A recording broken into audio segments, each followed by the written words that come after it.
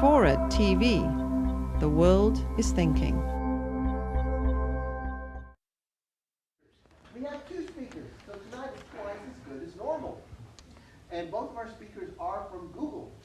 And I think we can actually see Google from here if we look across there.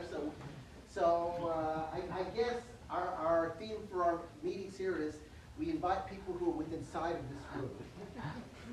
We have two speakers. Our first speaker is Okan Kolak. Yes. Sorry. That's fine.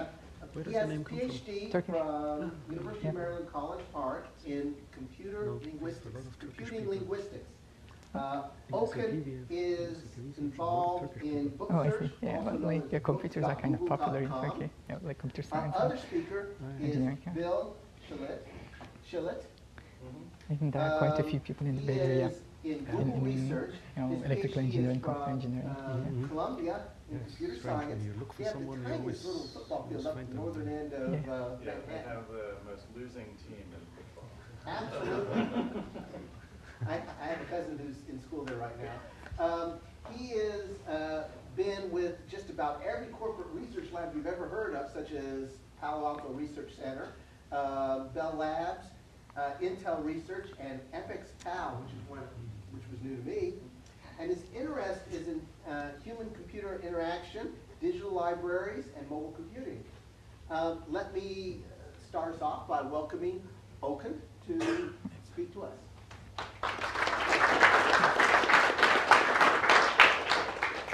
Thanks for the introduction. So this will be a two-part talk. So this is not like all my talk. I will be talking about mining quotations, and then Bill will talk about the key ideas part. And in it, they're sort of relevant, so that's why we decided it's better together. And it's basically about books. I still work for Book Search, and we work with Bill on this project. And the goal is, I don't know whether you know about Book Search, but the goal of Book Search is to make available all the books that's available in print online.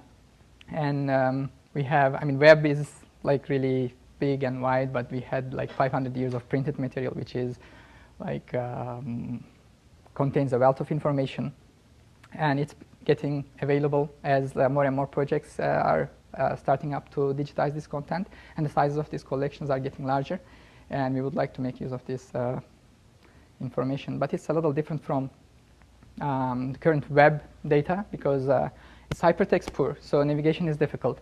And things like PageRank and other algorithms that rely on these links don't really work. And then the document sizes are much larger. So on web, for instance, if you can actually get the user to the right web page, it's usually good enough with books and book-sized documents. If you just return a book which is like 400 pages, it doesn't really solve the problem. And one approach, the approach that we took, is to mine and then link quotations in those books. And you may say, why quotations? And there are other things that you can link, like citations or mentions of other books, or newer books have URLs. We focused on citations because, first of all, it's like it's the wisdom of crowds, like the interesting stuff that people think valuable enough to repeat in their books. So it's sort of filtered by people. And then there are also people like to read quotations. Somehow it's something that's said before becomes more interesting when somebody else quotes it, right? And then and the last thing is the interest, like the attention span of people, especially the younger generations. That's one of the things that comes up all the time, right? It gets shrinking. So if you are not going to read the whole book, you might as well read the quotations, maybe. And then, so okay, we are going to mine all these quotations. How are we going to do that? There are, like, one of the first things that sort of people think, we have all these collections, existing collections, which has quotations. Why can't we just search for those? And one reason is they are never complete. There are several reasons. First, the printed volume of information is really huge. So it's really hard to come up with a complete list. And even if you do, with time, as new books are published, it will become incomplete again. That's one reason. And the other reason is you always have this bias. It's whoever is doing this collecting, either intentional or unintentional, they will have some bias. That's the other reason. So we would like to avoid both of these, like get a more complete collection with hopefully no bias. And another thing that you can do that also comes up is why don't you just look for like quotation marks or stylistic cues? I was going to highlight the left part. I forgot. But the left side is completely a dialogue. Everything on the left would be a quotation. That's from About Mice and Men. I don't know whether it's familiar or not. But then on the right side again, you get dialogue, and there are other syntax cues and context cues which are used for quotations, but they are also used for other stuff. And there are also things like these, which doesn't have any cues. Like the one on top is the original source. So it wasn't a quotation when the original author wrote it. So it has no syntactic cues to say it's a quotation, because it's not. And then the second one is using a block indentation. And you can say, okay, why not just add block indentation? But there are other things that people do, like italics and I don't know, like different colors, or maybe they underline it, and we don't really know like what Portuguese people do. Maybe they do something else. They're also different. Oh yeah, we will come to that too. Yeah, the quotations, they change. People don't. But this is we will talk about it later. It's the same quotation, but people like to change it. Yeah. So we say, what about these guys, right? So I mean, all these, like, you can come up with rules based on, say, English, or expand it to Latin script languages, and then you get another language which is not using the same conventions. All your rules are out of the window. So we would like to have something which works for all the languages, and doesn't really rely on rules or like cues. So what would work? There is one thing that's common about all the quotations, regardless of which language it's in and how it's quoted. It repeats. If you have a big enough collection, then by definition a quotation will appear in multiple sources, right? So that's universal. There is no way around it. If it appears only once, well, one possibility, it's not in, like the other instance is not in your collection, but we are assuming you have a large enough corpus, then it will like appear multiple times. So we rely on this fact, and this sort of gives us language independence and domain independence, and but it doesn't solve all the problems, because there are other things that repeat. These are actual, like, real examples that we come across. Like publishers, they have boilerplate which repeats in all their books, or citations. If something is cited a lot, like that citation will repeat a lot. Or like some authors, if they had the same editor for a long time, they have this, like, they thank their editor in all their books. And or like if the books are, as you may know, we have library partners which give us books, and some of them have like added stuff in their books, like the reserve notice. And that same notice repeats in all the books from that library. So that something repeats. Or like tables like these, prime numbers, logarithm tables. So what we do is we start with mining repeated text sequences. And then we have to, like, we will get stuff that's quotations, and we will get stuff that's not really that interesting. So if we filter the stuff and rank candidates for quotations. And then once we end up with a list of quotations, we use those quotations to navigate quotation links within and across books. And the end result of this three-step is the largest known quotation collection, at least like the largest one that I know.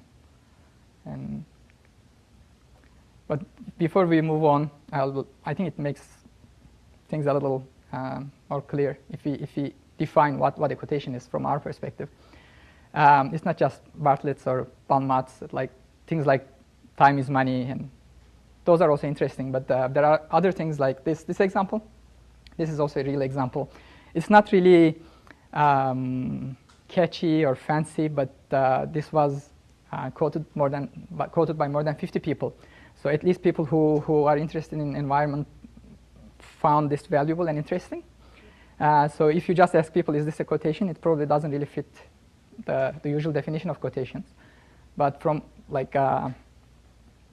this perspective, from what we are trying to achieve, that's a quotation. That's a piece of text that people found valuable and repeated. Do you hook up to Google Scholar and their work on citations? Well, yes and no. I mean, yes, in the sense, in book search we also do citation analysis, and we actually do cross citation with Scholar. But for quotations, no. Yeah. So I mean, we didn't run it on the Scholar content, but you could do it, yeah. So now it gets a little more technical. I'll try to keep it not too technical. If you have more technical questions, you can ask, or we can talk afterwards. But how you do, like we have more than 1 million books.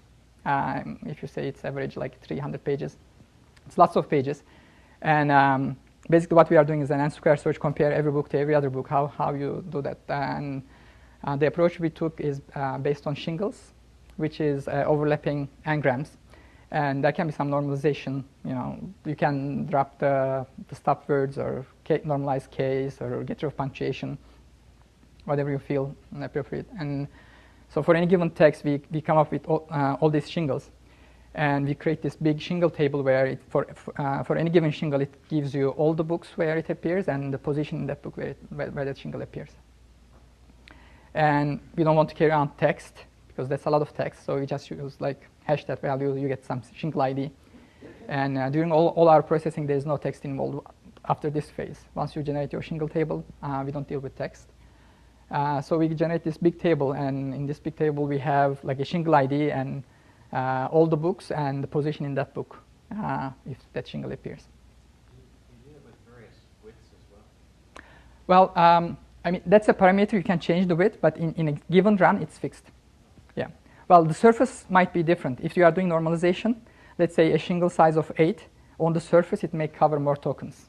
Because, I mean, you normalize, you get rid of punctuation and stuff like that, right? So an 8 shingle might be actually covering, say, like 10 tokens on the text. But the size of the shingle is fixed for a given run. Yes? So shingle is normally used for near duplicate detection, but you have an easier problem here. From near duplicate detection? Well, depends on your perspective. So, I mean, why don't you just segment the document on sentence boundaries? Okay. Assuming you have a language where sentence Right. boundaries. So, all right, that's a common question, and there are multiple problems with that. One, how do you define the sentence boundary, especially as you go across different languages? And the second thing is quotations are not always complete sentences. It can be multiple sentences, it can be a subphrase. And the other thing is, well, I would say it's not a simpler problem compared to near duplicate detection. All the methods for near duplicate detection or copy detection, they use sampling. They throw out a lot of information. They are based on fingerprints and all that, right? So you can identify 2 documents that are similar, but you cannot really find like phrases that are exactly the same. In our case, for instance, let me give one example. You may have 2 books that are completely different. They have nothing in common. They are not similar, but they share one quotation, which is just one sentence, and you wouldn't be able to get that. So you immediately come up with a linear time algorithm, linear size the corpus. There's for normal shingle, the magic part is the movement quadratic time algorithm, linear time algorithm. I mean, if you have a single position in your hash table here, you got a match. Yeah, I agree, but that assumes there will be a second step. Expansion. Let's say you come up with a fixed size, like sentences, right? So you create this, and if you get a collision, that means these 2 sentences are shared. But then the next step, you have to do the expansion for all the books. I have to compare, okay, these 2 sentences collide, but what if it's 2 sentences? Now I have to go to all the books where there's a collision and see around and try to expand it. So it's not really linear. You still have to do comparison with, like whenever you have a match, you still have to do comparison to expand it. If you don't want to limit yourself to just whatever the size you picked, then it's no longer linear. Does it answer your question? Yeah. Okay. So when we do this phase, we end up with like 31 billion buckets, which is about 2 terabytes.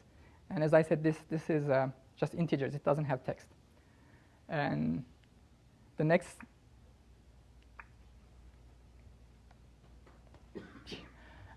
step, once we have this shingle table, we want to find the sequences. So that's sort of like the relevant to your question. So we start with a fixed size, right? It might be sentences. In our case, it's shingles of a given size. But we are not really interested in just finding shingles that are shared. We want to find sequences and quotations. So we have to do the expansion. Shingling sort of serves as this filter. So instead of comparing every book to every other book, now we can just compare books that have some shingles in common. And they also help us by eliminating text. So we don't actually have to compare text. We can just deal with hashes. So starting from our table, we are at this stage we are trying to find runs of shingles in 2 or more books. So we define the sequence as any run of shingles that appear in 2 or more books, right? So we start with this table. We generated in the previous step, and then we sort of invert it in a way. Initially, we have the shingle ID, and we have all the positions. Now, like we have a separate table where key is the book, and then we have all the shingles in this book, which appears in at least one other book. So it's sort of, you are getting this inverted table in a sense. Now I can sort of, for any given book, I can say, okay, for book A, give me all the books which has a common shingle, and the ID of that shingle and the position in both books. So this one is basically saying, like the one on the right, it says for book A, position 1. In book A, the shingle that's in position 1 appears in book C at position 28 and book D at position 19 and all that stuff. And from that, we do the sequencing. We try to expand this. And the actual algorithm is in the paper. And we can talk about it later if you like. So from this table, we start doing the expansion. And the goal is, so we have the first shingle there, and the shingles are sorted in their position in the book. So we try to see whether we can expand it. So the first one, for instance, A1, it appears in C28. So if A2 appears in C29, that means they are sharing 2 shingles that are next to each other. And then the next one, we look at it, as you can see here, so C28, C29, C30, that means they are consecutive, overlapping with this. That means A and C has 3 shingles in common in sequence. So you do this expansion for all the books, and at the end you will get the sequence table. For each book, it says, the first row is saying for book A, we have a sequence of length 3 starting at 1. And it starts in the first position in A, position 28 in C, and position 19 in D. So now we have our sequence table. It gives us all the shared sequences. This is exact match. So at this point, we have all the exact phrases that appear in 2 or more books in a big table. Right. So the next step, okay, we have all the repeat sequences, but as we discussed, not all of them are interesting or useful. And they actually, the other problem is because there is fragmentation and things are broken for several reasons. One is people, like in the first example, somebody noticed quotations, people change things when they are quoting other people. Sometimes intentional. It might be stylistic things. They insert phrases in between pieces of the quotation, or they may omit parts of the quotation, or they just take one phrase from the quotation. Or sometimes it's, let me give real examples. Sometimes it's, this is a real example from our corpus. The first 2 examples is, like the first one is the source. The second one, B, is where we have a partial quotation. They just took part of the original and just quoted one sentence. The second one, the author decided to include Said Nehru in the middle, so the quotation is broken. So you have this type of problems where the author made some changes. And then the third one is sort of specific to this corpus, which is like digitized offline content. So it has errors like OCR errors. In this particular case, there are some problems with E's, like in we made, part of the E is missing. So OCR didn't recognize that E correctly. So that broke the quotation. So you may have errors like this. And then you have things like language is changing. So spelling of some word change, or some word is no longer in use. So when people quote that thing, they use the corresponding new word. So to solve some of these problems, I mean, like some things we cannot address. If, like for instance, the language is completely changed, everything is changed, then we will not be able to find it. But for cases like these where the quotation is broken to pieces, the next step is grouping these sequences. So all these three, they will be separate sequences because we are looking for exact match. And the next step is group them together because they are actually part of the same thing. So this is the sequence grouping algorithm where we try to bring them together. And it's based on overlap in the source book. So we start with all these sequences, and based on their position and overlap in the book, we start grouping them together. If there is enough overlap, if two sequences have enough overlap with each other, then we will say, okay, these two actually go together. They are part of the same quotation. And the reason that we didn't connect G1 and G2 is we started this sequence. The sequence starts at the first position, and the longest one starting at this position, S2, and G1 and G2 merges transitively through S4. And we didn't use transitive merge because when you allow transitive merge, you start getting some extra merges, which that's sort of a parameter of the algorithm. And empirically, we decided like transitive merge is not good. So that's why they are not merged together. But the idea is trying to bring these pieces that are broken back together. So we start with the sequences and end up with candidate quotations. And the next step, now we have what we believe are quotation candidates, but not all of them are quotations. As we mentioned, it might be citation, it might be a boilerplate. So we start with billions of candidate quotations, and then we filter the ones that are not good. And we have some methods for filtering, like things like citations, for instance, they tend to appear on reference pages, or publisher boilerplate, they tend to appear on title pages or copyright pages. So you can filter stuff. If a particular quotation is appearing mostly on reference pages or copyright pages, you can say, okay, this is probably like citation or publisher boilerplate. If it has some unusual language characteristics, like too many numbers, not enough words, that's probably a table, a logarithm table or something. If it has lots of repetition, we get things like gene sequences, like salaries of state officials. You run into all sorts of interesting things. So you use some sort of language model to decide whether it's a good quotation or not. And I think like the law of diffusion, that requires a little explanation. One idea we have, if for a quotation to be good, it needs to be diffused. So if it's a good idea, lots of people will use it. In a sense, say we find a quotation and it's only quoted by one author. It might be a self-quotation. Or if you find a quotation and it appears in only one publisher, it might be vanity publishing, or it might be publisher boilerplate. So for a good if it's really a good quotation, you would see it in different books, different authors, different time spans, different parts of the book. For instance, if you find the book, quotation and it only appears at the beginning of all the books that it appears in, it's probably, again, publisher boilerplate or an address or something. And then once we do this filtering and get rid of things that we think they are not quotations, we are left with things that we think are quotations. But some quotations are better than others, arguably, and we would like to rank them, and our ranking mostly based on their frequency and length. If something is really short, it might be a common phrase. Or if it's too long, sometimes we get a speech by somebody which is included as a whole in multiple books. So a complete speech is not really a quotation. And if it's like too frequent, again, it's probably like some legal blocks, for instance. They are repeated in legal documents, exactly the same. It's a big chunk, and it's not really interesting. So, and once we do this step, we end up with tens of millions of ranked quotations.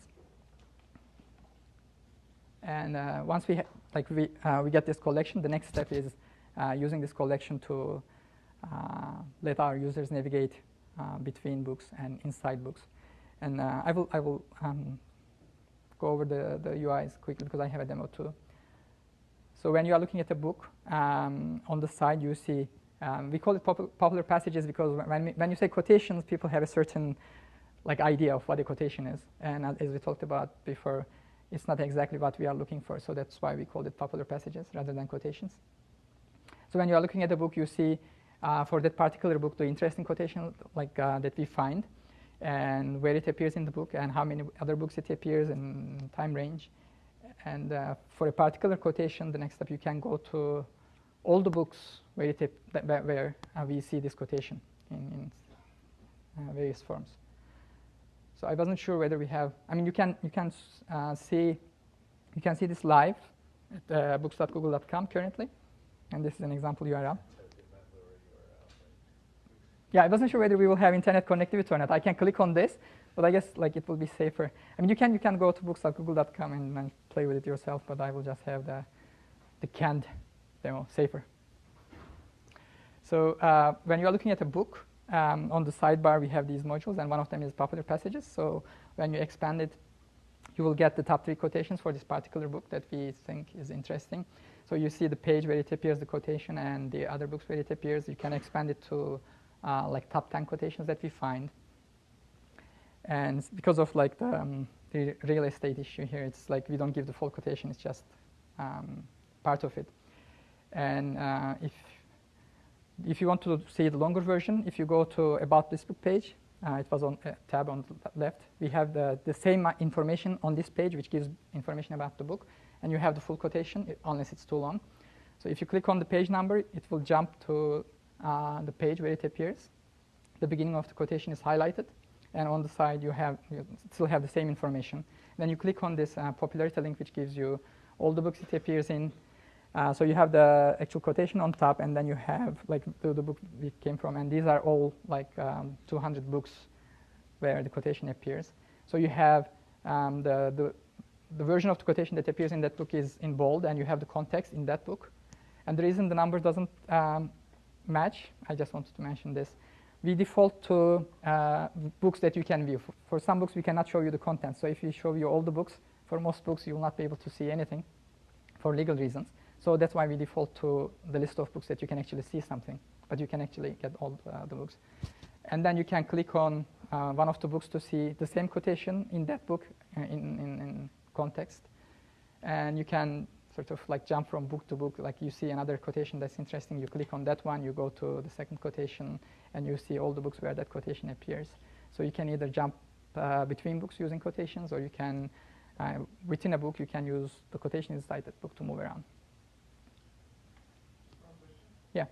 You mentioned that you're showing the stuff that is possible to be seen. Does it mean that if you happen to get a quotation that's within a part which is not allowed to be seen, you won't find it? No, you will actually find it, but let me try to find the position where it sort of shows. Okay, so this is an example, right? So this is a page that we cannot show you because it's the book is under copyright.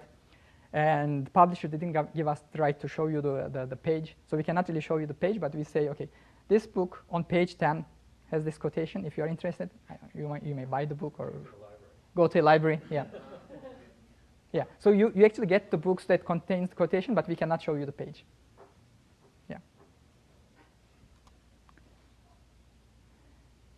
So that's the UI. And let me give some evaluation so it makes a little more sense. It's not just talk, so we have some numbers. One thing that you have, like evaluating quotations is, a good quotation is subjective, right? It's hard to define what's a good quotation, what's not. The way we sort of evaluated this is we are focusing on precision, in a sense, because we start with billions and billions of candidates. So at the end, what we want to do, like when we show you a list of quotations and say these are good quotations, we want to make sure they are good quotations. And if we actually missed some good quotations, it's not as important as showing you some junk, which is not really interesting. So that's why our evaluation was biased for precision a little bit. And the way we set it up, and the other thing is, yeah, we start with billions and we end up with millions, which means if you just randomly sample, most of the things that we show the raters will be junk. So we want to sort of have a good sampling, and the way we sort of worked around it, we filtered everything, we ranked everything, and then we sampled from different regions. We sampled some quotations that we thought was good, and we sampled some quotations that we thought was bad. And then we asked people to rate those. They rated from, on a scale of 1 to 5, Likert scale. It's like very good, good, or neutral, or it's bad, or it's awful. Or they can say, I can't rate this because it's in a language they can read or something. So we exclude those. And we asked, for every quotation, we asked at least, we asked 3 people, and we only used the ones where at least 2 people rated it. And then we sort of classify, at the end, once they are done, we sort of classified all these quotations into like good and bad to simplify things. So if they ranked it 4 or 5, then it's bad. If it's 1 or 2, it's good. Neutral, we say, OK, they couldn't decide. So based on this, and then at the end, so we have human judgment on whether a quotation is good or bad. And then for every quotation that we ranked as good and above our threshold, we say, okay, we think this quotation is good, what the raters said. Based on that, we computed the agreement between our system and the human evaluators, and there was 88% agreement. For 88, for all the quotations that we said are good, 88% of the time, the human evaluators also said that's a good quotation. So does that mean that you worked backwards from those samplings? These are the good ones. Then you just tuned all your parameters? Oh, no, not really. This is after all the tuning is done. So we didn't do another iteration to tune after this evaluation. This was the final sort of like test. So the way it works, we have this billions of quotations, and we filter and rank, right? And you end up with, say, like 20 million or whatever quotations that we thought are good. But we want to evaluate like the whole system, so we can, like, we have these billions and billions of quotations, and we don't want to just randomly sample because most of them will be bad quotations. So what we did, okay, we want to get, say, a good sample from, like, we have this 10 million. We just sample from here and say, okay, let's say sample, I forgot the numbers. It's in the paper, you can see it. It's we sampled some number of good quotations from the things that we thought are good, and we sampled same number from the bad part, and we asked people for both sets, is this good or bad?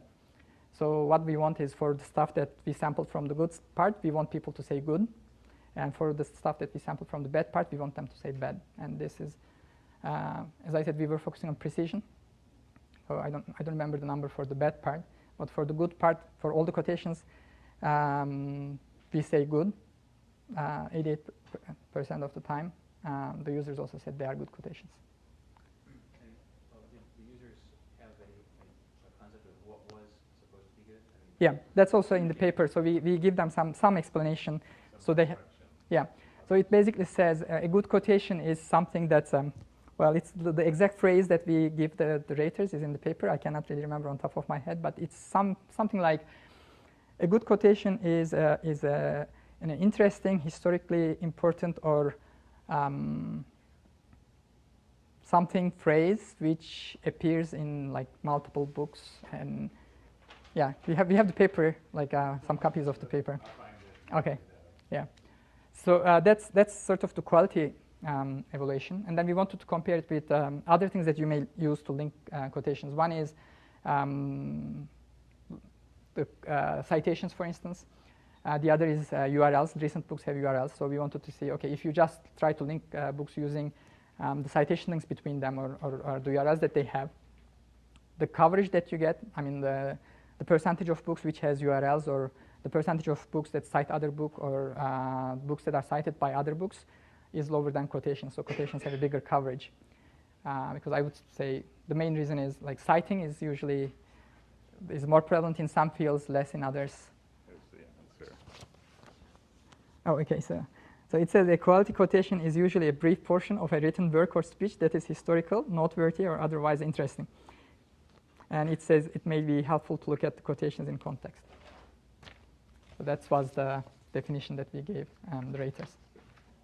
So in terms of coverage, it has better coverage than others. And as I said, like the two reasons is formal citations is not common in some fields. That's one thing.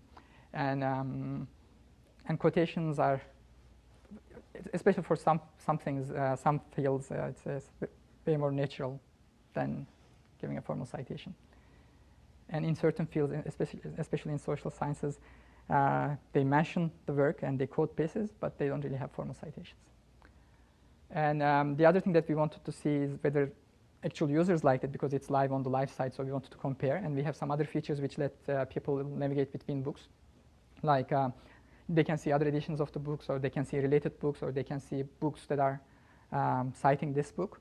And when we look at like 30-day unique users for all of these features, quotations were the most popular one in terms of like the unique users, 30-day unique users.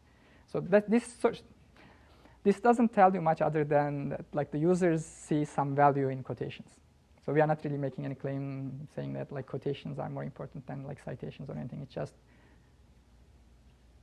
because there are other factors like how they are presented and all these factors. So is the skill eliminated for confidentiality? Yeah.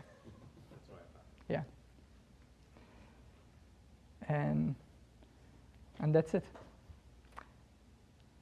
Yeah.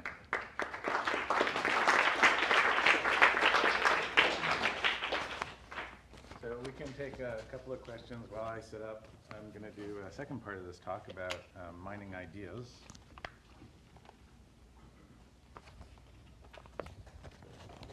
You could ask us about that. Okay, yeah, let me just get rid of this guy. Okay. My question is that it seems like a lot of the problem structure that you're dealing with is very similar to biological sequence comparison problems.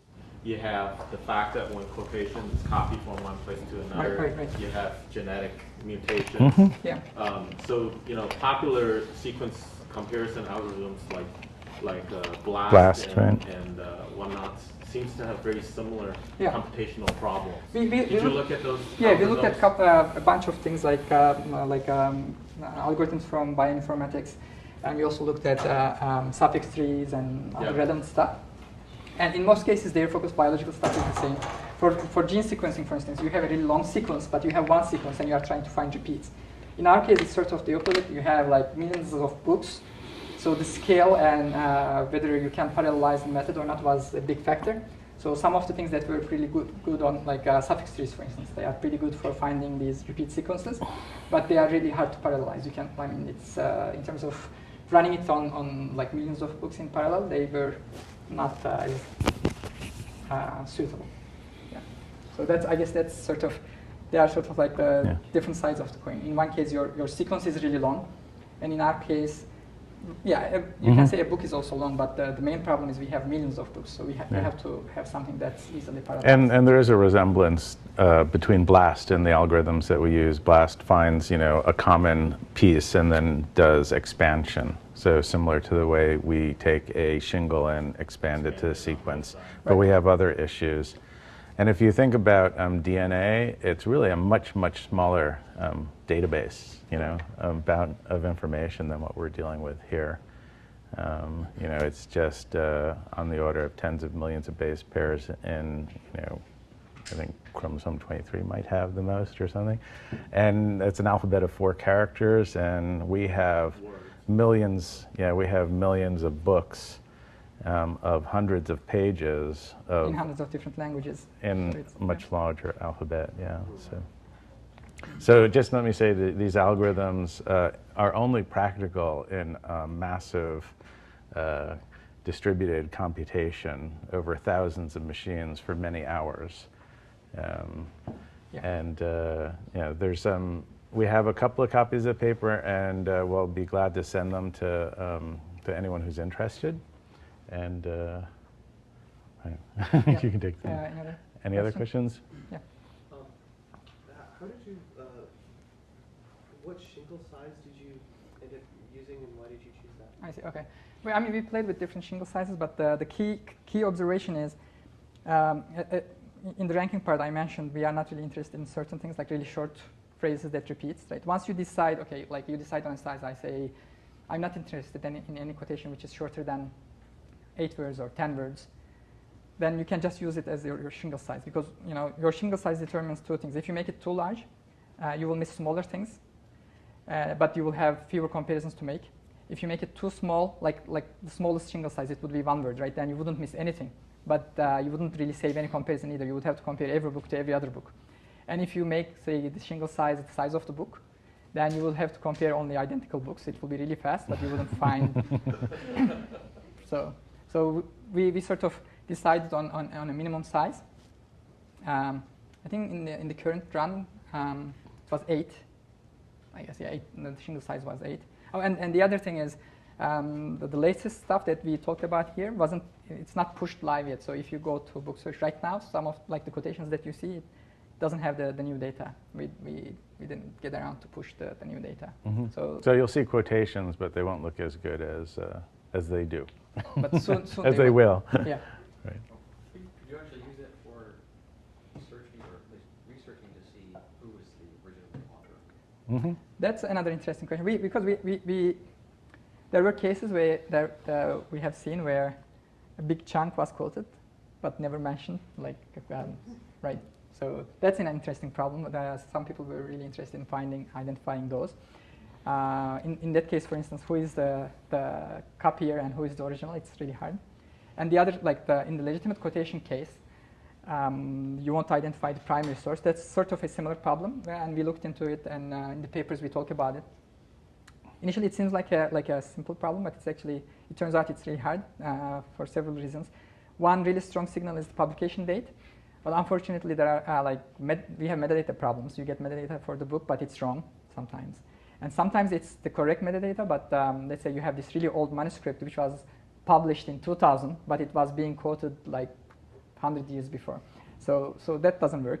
And then you start looking at the cues and stuff, and they don't really work sometimes because like parts of the book, like there are collections and other stuff which include the whole thing. So you don't really have this stylistic cues and stuff to help you identify when it's being introduced. Yeah, so there's more detail in the paper, and we worked on it, but it turns out it's harder than. Really good metadata to use that as Yeah. research. Yeah. Right. Yeah. Okay, so I think hold off any more questions for Okan until the end. So let me, if it's okay, dive in. Or does anyone want to? So a related project, Okan and I also worked on this one, and a different library, right? So, but still using scan books, digital library. And what we were thinking here was we have all of these books, but when you look at them, what you really want is not so much a whole book. What you really want to get at is the ideas in books and the connections between those ideas. So you might be interested in the concept or the idea of tragedy or eternal recurrence or Christianity. All these are Friedrich Nietzsche kind of ideas. And these are things that appear in multiple books, across books. And this is what we're interested in. Now, it turns out that after we did the work in quotations, a lot of the comments that we got were sort of in line with this. People were saying, well, I don't want to just see quotations in a book. I want to think about quotations independent as first-class entities, and I want to be able to find all the quotations about democracy or all the quotations by a certain person. So this sort of follows that line of interest that our users mentioned. So if you go to that book shelf, that library, and you pull out one of these books and you say, oh yeah, well, what are the ideas in this book? Well, this is Beyond Good and Evil by Nietzsche, and it's really hard to see what are the ideas in this book. And I remember reading this in college, and I had no idea what this book was about. Incredibly, complicated. So what is the problem here of mining ideas and linking ideas? Problem number one is that how do you distinguish the words that are ideas from all the other words? At the surface, everything sort of looks the same. And the second problem is people use the same words to describe the different concepts and different words to describe the same concept. Basic, you have a classification problem here. It's really hard to say something is about democracy because maybe the ancient Greeks who had a democracy didn't use those same terms to describe it. So these are like two fundamental problems in mining and linking ideas. Now, we're not the first to try and create an index of ideas. There was an activity by Encyclopedia Britannica with faculty on the University of Chicago who published something called The Great Books in the 50s, and it's still available today if you want to buy it. It's basically 443 works by various authors spanning 54 books, and authors such as Bacon, Hobbes, Locke, Adam Smith, all the ones that you should have read in school, or I should have read in school. And along with this collection of these, great books, these publishers did something else. They created an index to the great books, so-called syntopicon. For the idea of a syntopicon is you want to take an idea like democracy, and read across multiple books and find how that idea is described by different authors. Now, this was a massive indexing undertaking, a few faculty and lots of grad students. It took, they created 2 volumes, decided that 102 are the number of ideas in the world. Those are all the great ones. Everything else are minor.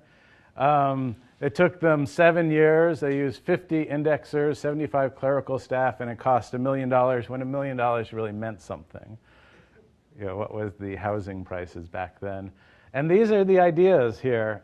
In card indexes from angel on the bottom left to world on the top right, eternity, emotion, education, language, labor. This index, this 2-volume index, had a section for each of these ideas, a little essay on the concept, and then sort of a list of all of the places in these 443 works where that idea occurred. So you could do this reading across the books. So as you can imagine, the great books and the great ideas was a little bit controversial. You know, it was a collection that was put together in a certain discipline by a certain group of people, and it wasn't necessarily, you know, a broad representation of the great books or great ideas. And for example, there are certain things that were missing, like the idea of equality or the idea of civil rights. And there was a lot of criticism saying that these books and these ideas are not our ideas, are not our great ideas. For example, it wasn't until, I think, the early 80s that a woman was included in this collection of books, or, or a non-white male was included in this collection of books. So it was really a very specific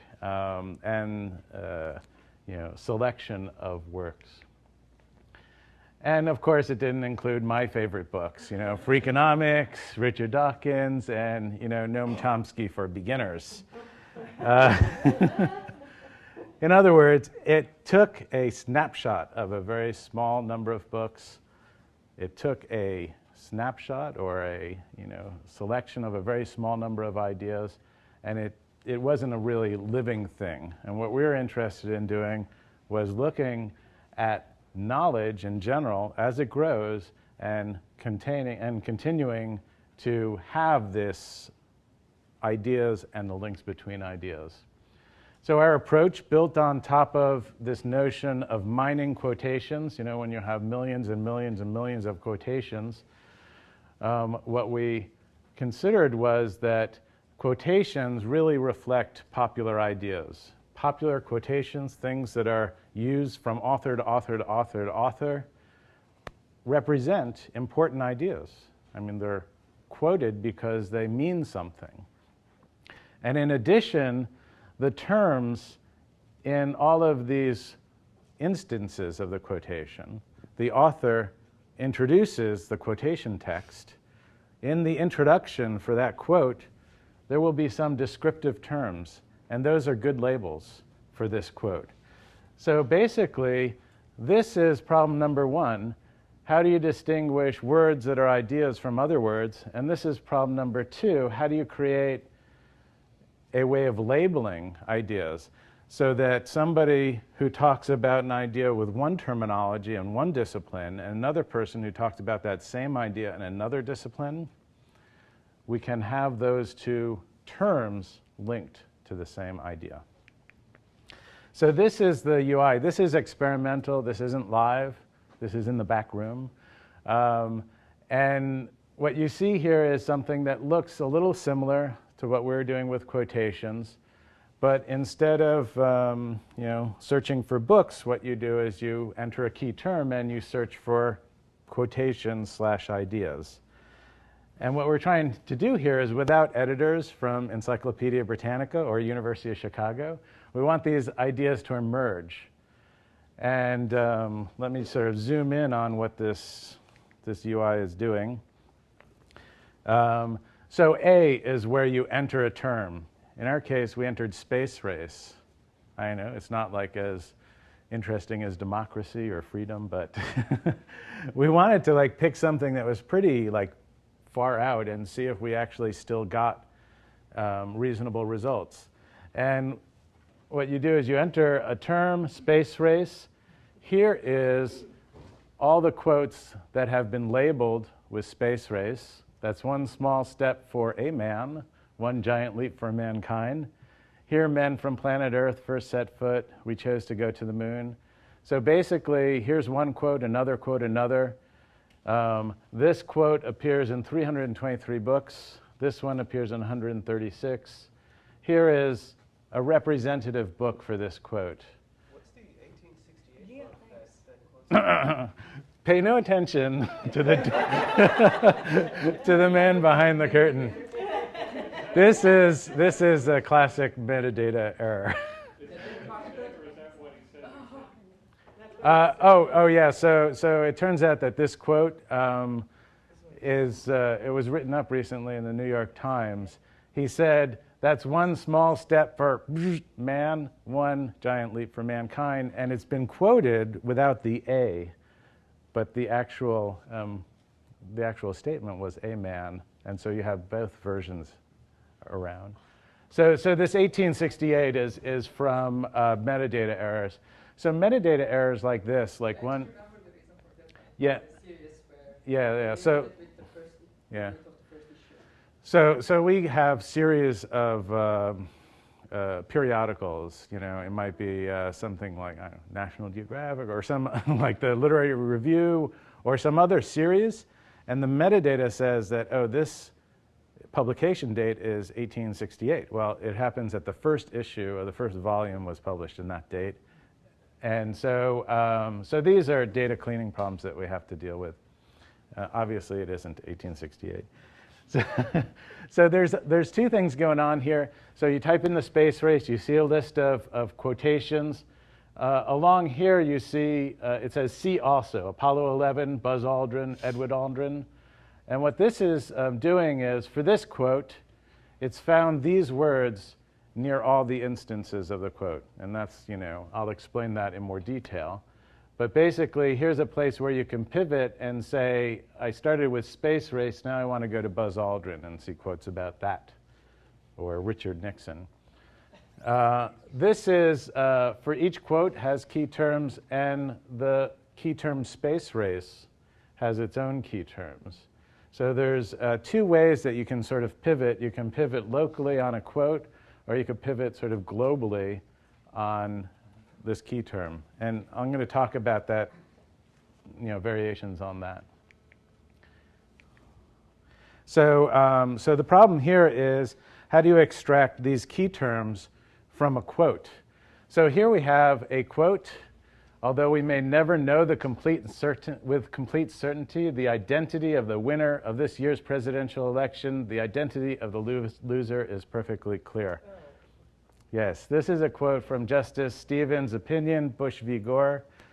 And in our collection, when we ran this, there were 81 instances of this quote. And what you see, the way we just sort of show this is the quote is elided.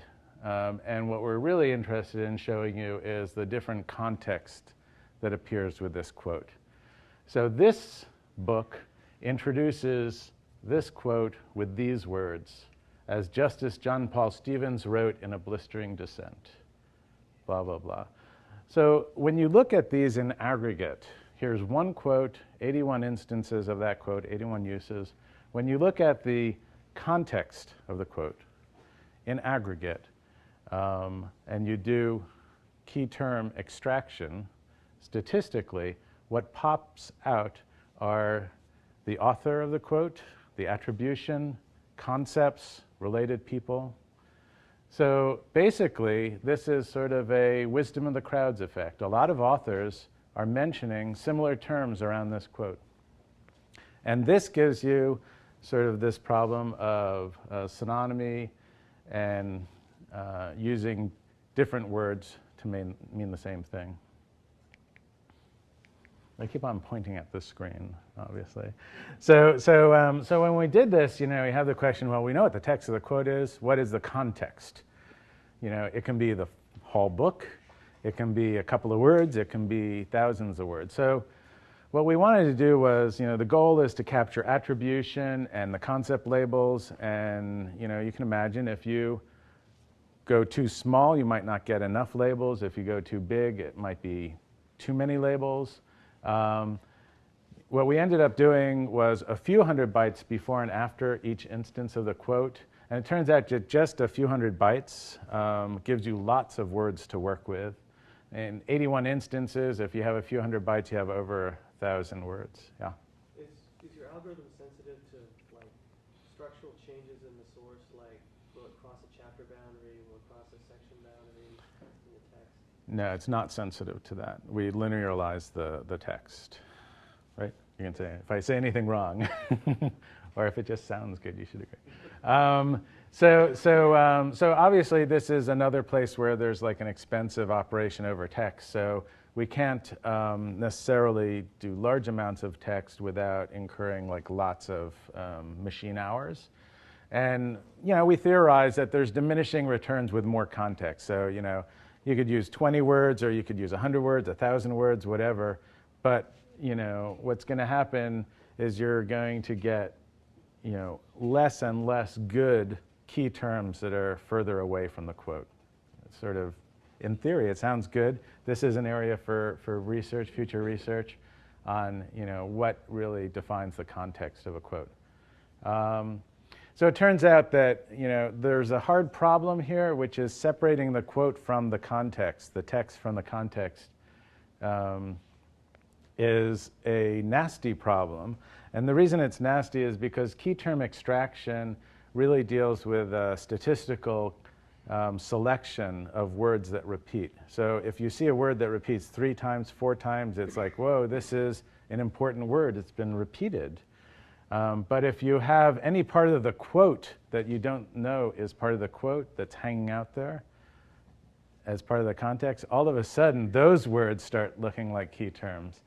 So this is described in the paper on how to deal with it, and I won't go into too much detail here. So I mentioned that there's 2 kinds of key terms. One is from the quote, and one is the related terms for a key term. So you have the key terms for the quote. These guys are based on these. So you compute these first. You look at the occurrences across all instances in a single quotation. You use these key terms to navigate to other quotes. And you might find a particular quote with sort of the key terms Dan Quayle and Jack Kennedy. In other words, there's like a relationship between Dan Quayle and Jack Kennedy by virtue of them being used next to a certain quote, if anyone remembers this. Does anyone remember this? But you wouldn't normally associate those 2 people together. In here, right, so there was I was just wondering if you recall I think it was a debate, right, where you're no Jack Kennedy, when Dan Quayle said something about equating his age and experience to Jack Kennedy's, yes. So what this gives you is sort of a local relation between Jack Kennedy and Dan Quayle for a quote. But when we start looking at, for a key term like Dan Quayle or Jack Kennedy or freedom or democracy, and we start aggregating across all the co-occurring key terms, you wouldn't necessarily see a strong enough relation between these 2 to make them pop up. But you might see, for example, a relation between space race and Cold War, because enough quotes that have the word space race also have the word Cold War. So you count co-occurrence of those 2. And all of a sudden, you basically have a way of jumping from one concept to another, sort of globally.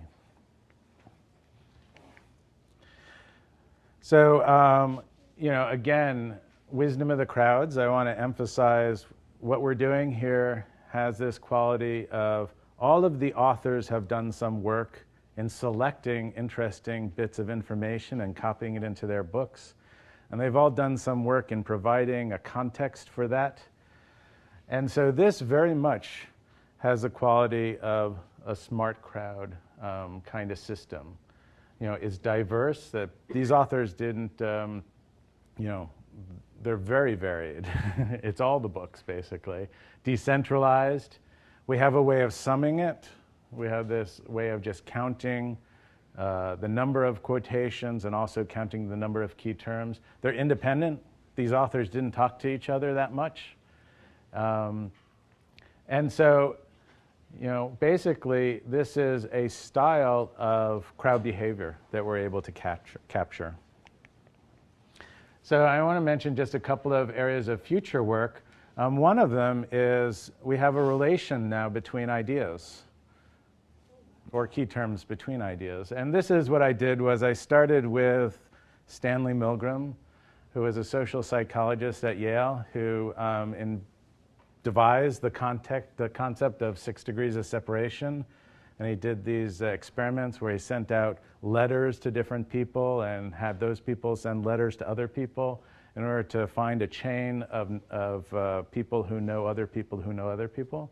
So I started from him as a key term, and I sort of branched out to see, well, what other ideas are related? And I think this is just like 2 steps. And you see Stanley Milgram is connected to cultural anthropology, sociocultural systems, sociology, social psychology, and it gives you sort of an interesting view of how these concepts are connected, as well as I'm sure his collaborators and people who built on his work and who he built on. So there's future work here to really analyze this in sort of a web network style. You have hubs and authorities. You can do all sorts of things in this space. So the other area of future work, which we have thought about, is to look at these ideas over time. What we did was we just boom ran the algorithms, and we didn't ask the question, what are the publication dates of these, or the publication dates of the primary source, or how does this change over time? How does it change according to publication location? Or how does it change according to library or collection that we got the source from? Things that, ideas that emerge out of the Berkeley Humanities Library, how do those compare to the German National Library? And so this is sort of an area of research is, you start cutting this database in different ways, and you can see how things, traveled. It's almost like the diffusion of ideas at this point. Charles Darwin's ideas, he is probably quoted. His Origin of a Species is, highly quoted. How is it highly quoted across, what geographies and what times? So I just want to mention one bit of related work. We've been talking about quotations and linking and such, and of course there's the work of Ted Nelson and this idea of transclusion. Ted Nelson is the guy who coined the term hypertext, and so if you don't know about him, Google him. And this is one of his images on connecting passages in documents, and sort of showing how those relations exist. In his worldview, it was the author's job to create these connections. So he had this edit change list that as you were writing a document, you would sort of include another document. It wasn't an automatic data mining process, but it was very influential. So in conclusion, we've built an experimental system, to do this kind of idea navigation, exposing the ideas that are in books, letting you link from idea to idea. We've run it on millions of books. It's exposed lots of ideas. There's still a lot of work in ranking, what's a good idea for this key term, what's a bad idea. But it is very compelling to sort of just click and navigate around in this space. And it's worth comparing this style of sort of collaboration with other styles of collaboration. So I mentioned we're doing this kind of crowd wisdom of the crowds, where independent actors contribute to a whole. There's another style of collaborative activity where actors collaborate together. And this is like Wikipedia or authors who write a book together. So they're working together on something. In our system, Key Ideas, it's really good for skimming ideas and reading deeper into source material, primary source, secondary source. But it's not really good for getting an overview of what these ideas mean or how they fit together. You sort of have to do a fair amount of reading in secondary sources to understand, how this idea fits into a space. In Wikipedia, this is more like a summary kind of thing. It's what we call a tertiary source. They're already taking the high-level view. And it's a really good way of seeing how ideas fit together. So, our conclusion after trying this kind of system is that, it complements this other style of collaborative activity. It doesn't replace it. I thought at first maybe we could, but turns out that it's really a complement. It lets you do different things in a different style. So, that's not a slide. But that's the end. Okay. So, yeah, I'll take some questions now. So how long do we have to wait To see key ideas? So this is the kind of thing that we might launch on labs.google.com. It turns out that this style of navigation doesn't really fit in our current UI for books.google.com. It's like a completely different thing, right? So, so we have to, one is improve the quality, because we don't like to launch things that are sort of low quality. And two is we have to figure out, how it would, where it would sit. So no immediate plans, but it's something that we'd like to do in the near future. Yeah. I noticed on the space race example page that you had, that over on the left side where it had related terms, I saw things like John F. Yeah. Right. Yeah. Yeah. Quality issues. Yeah. We call these quality issues. President John. Yeah. Anything that looks bad is quality. So.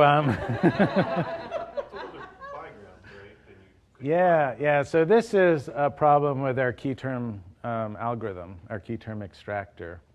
Yep. Do you want to say anything about? Yeah, I mean, for this one, as we said, it's experimental, right? So we use like a generic key term extractor used for some other stuff too. So it's not really highly tuned for it, and some common cases like synonyms, it cannot handle. Doesn't really handle synonyms, right? So if you see this term and this other term, when it's trying to decide which ones are good key terms, it doesn't really know JFK and John F. Kennedy and John F. Kennedy are all the same. And the reason this happens is because, John F. is as popular as John F. Kennedy. And so if some of the Kennedys have spelling errors or, OCR errors, then all of a sudden this version will rise up. What you really want is the collapse, President John with John F. with President Kennedy in one term. And that's a technique that, key term extraction can do. It has some logic to combine some stuff, like it would combine John F. Kennedy. It would combine President Kennedy and Kennedy, but it doesn't really know when you have John F. Kennedy and John Kennedy. It doesn't realize like something that you can combine. Yeah. That's one problem, like synonyms. And the other thing is OCRs and stuff. So you may have this key term, and depending on the language and stuff, if let's say there's some consistent error in it's a trigram and the middle word, lots of errors, it would break that the key term, and we wouldn't get enough statistically. We wouldn't get enough evidence for the whole thing.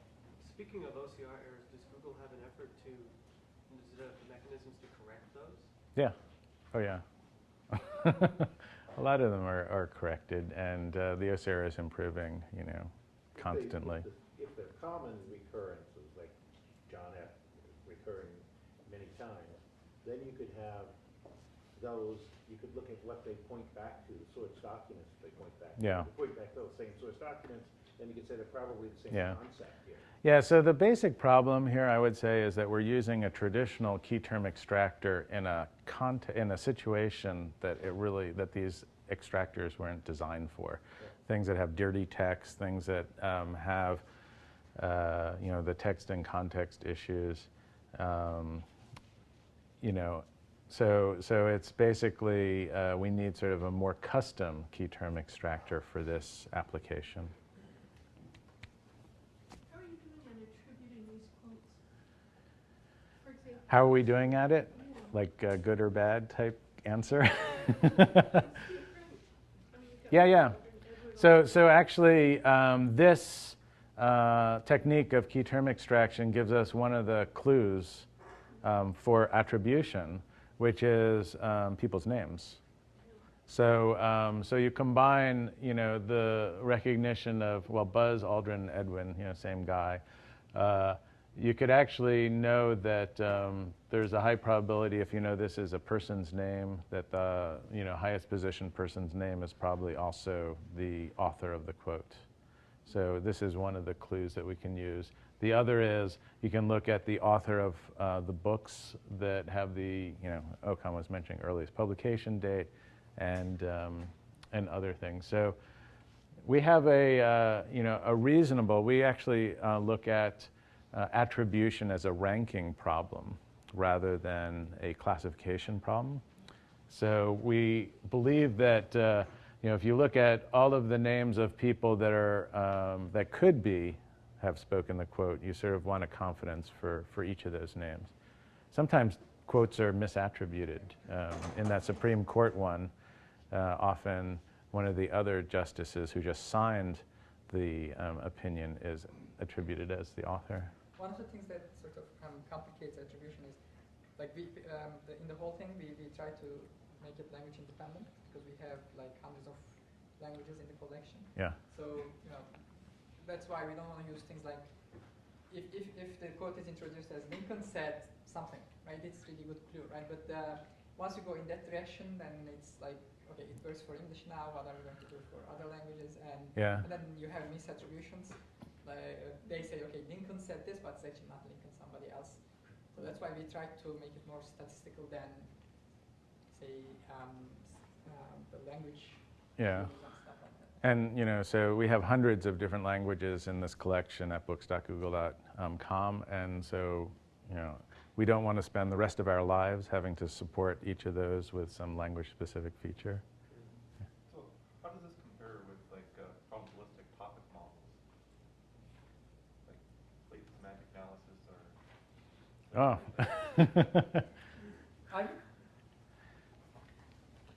I haven't really. I personally didn't give like a lot of thought, but I would say they are sort of related, similar, but not the same thing, right? Like, so you may have this quotation in terms of topic analysis. It's on a certain subject, right?